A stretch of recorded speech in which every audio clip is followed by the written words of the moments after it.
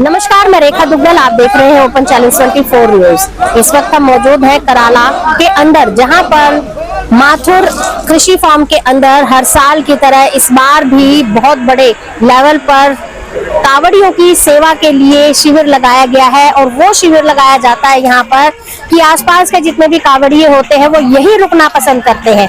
आखिर ऐसी कौन सी सुविधाएं उन्हें दी जाती है, आखिर ऐसी कौन सी सारी चीजें उन्हें यहाँ मुहैया कराई जाती है कि वो आसपास के किसी शिविर में रुकने से ज्यादा बेहतर यहाँ रुकना पसंद करते हैं। और जल चढ़ने वाला है, उससे पहले सभी कावड़िए यहाँ पहुंच रहे हैं। चारों तरफ आप नजर दौड़ाएंगे तो काफी बड़ी संख्या में यहाँ कावड़िया आपको रुके हुए नजर आएंगे। आइए बात करते हैं और देखते हैं कि आखिर यहाँ कौन सी सुविधाओं को लेकर हर कावड़िए की पसंद जो पहली है वो यही माथुर फार्म हाउस है। शंकर भगवान की जय, बम बम बम बम जय बोलेगी। सर, आप अपना परिचय दे दीजिए। मैं विजय सिंह माथुर, सनोक श्री ज्ञानीराम, गांव कराला, दिल्ली निवासी हूँ। और जो ये यहाँ प्रोग्राम फार्म पर चल रहा है कावड़ का शिविर, ये हमारी अपनी निजी जमीन पर। सर, कितने साल से आप कावड़ वालों की सेवा कर रहे हैं और सेवा करते समय क्या क्या सुविधाएं आप उनको उपलब्ध कराते हैं? समय तो काफी लंबा हो चुका है, तो 20-21 वर्ष हो गए हैं। और सुविधा तो जैसे भी भवनों की रिक्वायरमेंट होती है सभी सुविधाएं हैं। नहाने की है, कूलर, एसी रूम है, खाने पीने की, व्रत की भी, फल फ्रूट की भी, सब्जी पूरी रोटी हलवा जो भी उनकी रिक्वायरमेंट है वो सब पूरी की जाती है। सर, लगभग कितने भोले यहाँ रुकते हैं? भोले तो आते जाते रहते हैं। अब ये 100-150 के करीब अब जैसे है, ये आए कल दूसरे थे, ये चले जाएंगे, रात को और आ जाएंगे, ऐसे आते रहे, हजारों की संख्या में आते हैं। कितने दिन तक शिविर चलता है सर आपका? 3 दिन चलता है। सर, क्या कहीं से मदद मिलती है सरकार की तरफ से या किसी अन्य संस्था की तरफ से, या आप खुद ही करते हैं? हम निजी परिवार ही करता है हमारा, कोई किसी की सहायता इस प्रकार की नहीं। अगर कोई दान पुण्य दे दी जाता है तो उसको हम गौशाला में भेज देते हैं। दोनों की सुविधा तो दिन से होती है, दिन से लोग सेवा करते हैं। सरकार का तो बस मैनेजमेंट संभालना है, बाकी तो प्राइवेट लोगों ने ही करना है सब कुछ। अच्छा सर, आगे कब तक और ये इस तरह के आप शिविर लगाते रहेंगे, सेवा देते रहेंगे? जब तक भोले की प्रेरणा रहेगी, उम्मीद है जब तक सांस रहे जब तक आस है।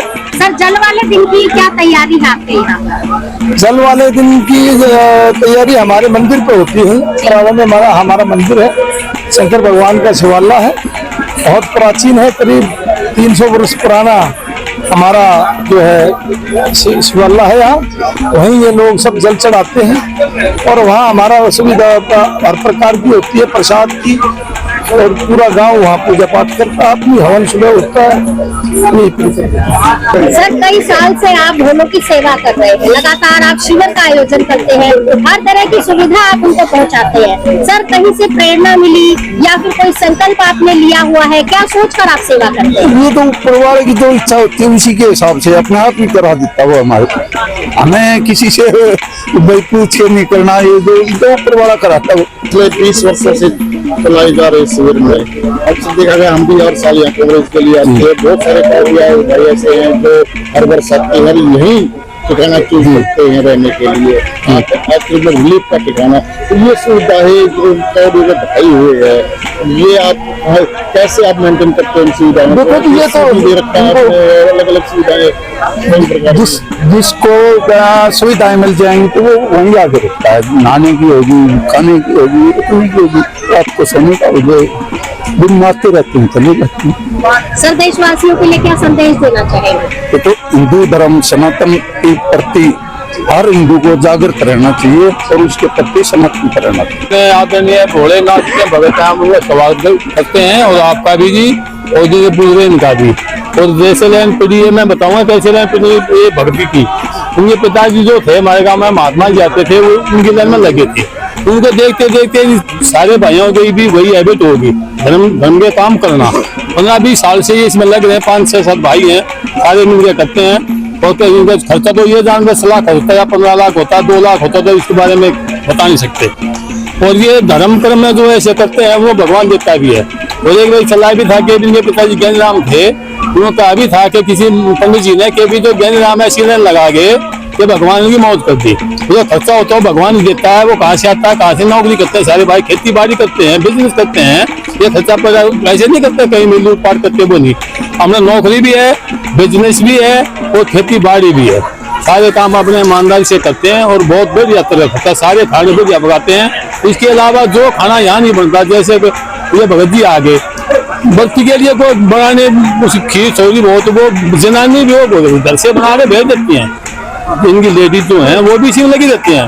एक खीर होती है किसकी सोती साबुदाने की है, वो 20-30 किलो खीर आ जाती है, वो ये खा लें और वैसे भगत ये खा लें। इसमें हम तो ये 15-20 साल से अच्छा प्रोग्राम चल रहा है। मैं भी हर साल आता हूँ यहाँ, किसी किस्म की कोई असुविधा नहीं है यहाँ पर, सोने की, खाने की, बैठने की।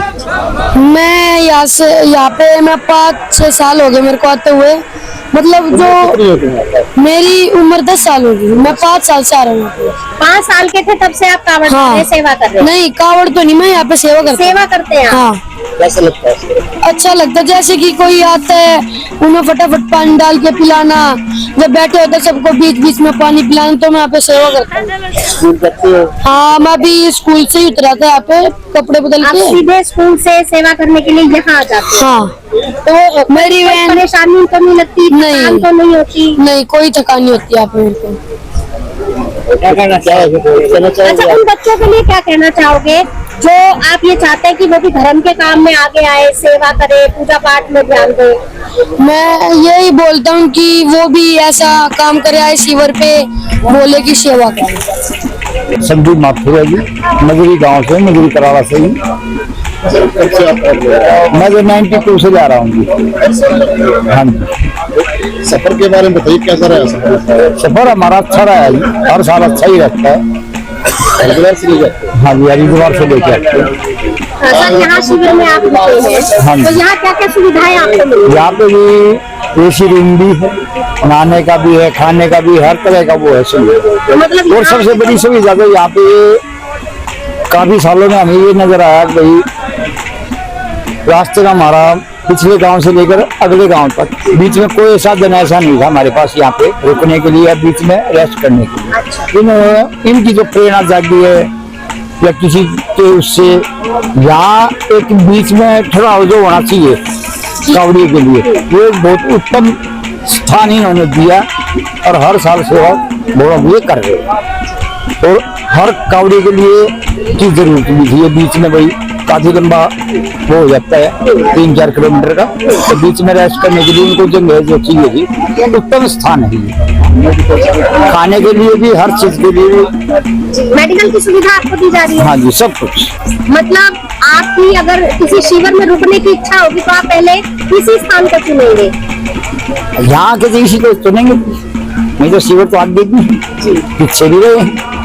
और हमारी मरीला के चलने के बाद सबसे पहले क्या ये होता है, वहां जाके रुके 3-4 घंटे, नहाना धोना भी, रेस्ट करना भी, मतलब खाना सारी भी। सुविधाएं आपको एक ही जगह पर मिल हाँ जाती? जी। खांसी है? यही से कराए से कब से कावड़ लेके आ रही है? मैंने 4 साल हो गया। और यहाँ इस शिविर में कब से आ रहे हैं? 4 साल से लगातार इस शिविर में आते हैं? यहाँ हमारे अब मेरे अपने का है जी, क्या क्या सुविधाएं आपको मिलती है? हर चीज की सुविधा है। महिलाओं के लिए कोई विशेष सुविधाएं है यहाँ पर? हाँ, कमरा एसी का रहा, अच्छे बुलावे हैं, अच्छे बोल रहे हैं, हर चीज की सुविधा है। खाना पीना जो प्रसाद आपको दिया जाता है सब बढ़िया? सब कमी बढ़िया, तो नहीं होती? नहीं कोई कमी नहीं, लेटरिन बाथरूम सब सही है। महिलाओं के लिए शौचालय की सुविधा अलग से दी गई है? हाँ, अलग से। कैसा लगता है, इनके बारे में क्या कहेंगे जो माथुर साहब इतने सालों से सेवा? मैं तेरे को हूँ भगवान ये लत दो बद दो अरण्य चलता रहे इनका खूब, भगवान इनका भोला बाबा खूब कृपा रखे।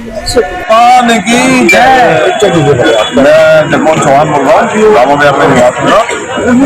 यहाँ पे कावड़ लेकर बहुत बढ़िया सुविधा मिलती है, किसी चीज की कमी नहीं है, दोनों में बहुत अच्छी फैसिलिटी है, हर चीज की सुविधा है यहाँ, कोई किसी की टेंशन नहीं है। कल आप